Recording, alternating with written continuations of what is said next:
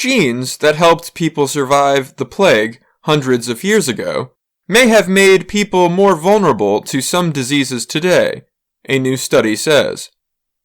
The information is a good example of the way germs shape us over time, scientists said in the new study published Wednesday in the journal Nature. Our genome today is a reflection of our whole evolutionary history, said Luis Barreiro. He is one of the writers of the research. Some germs, like those behind the bubonic plague, have had a big effect on our immune systems. The Black Death in the 14th century was the single deadliest event in recorded history. It spread through Europe, the Middle East, and Northern Africa, killing 30 to 50% of the population. Barreiro worked with partners at the University of Chicago, McMaster University in Ontario, and the Pasteur Institute in Paris.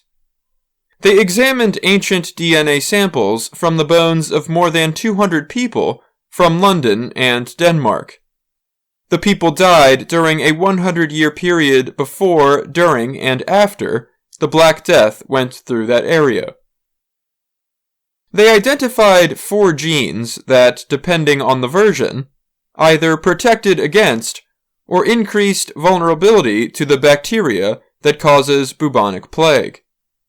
The plague is most often spread by the bite of an infected flea. They found that what helped people in ancient times led to problems generations later.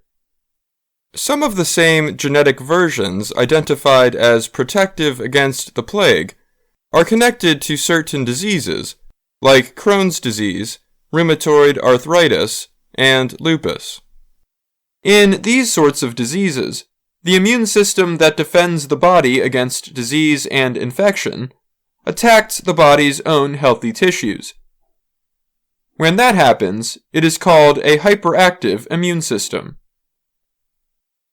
A hyperactive immune system may have been great in the past, but in the environment today it might not be as helpful, said Hendrik Poinar. He is an anthropology professor at McMaster and another writer of the study. Past research has also sought to examine how the Black Death affected the human genome.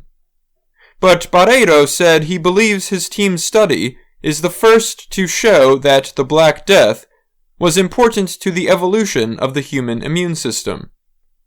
One important part of the study, he said, was to center on a given time window around the event. Monica H. Green is a writer and historian of medicine who has studied the Black Death. She said the research includes important issues, like how the same version of a gene can protect people from a bad infection, but also put modern people at risk for other diseases. There is also a question of how the COVID-19 pandemic will affect human evolution. Barreiro said he does not think it will have a big effect because COVID is much less deadly than the Black Death.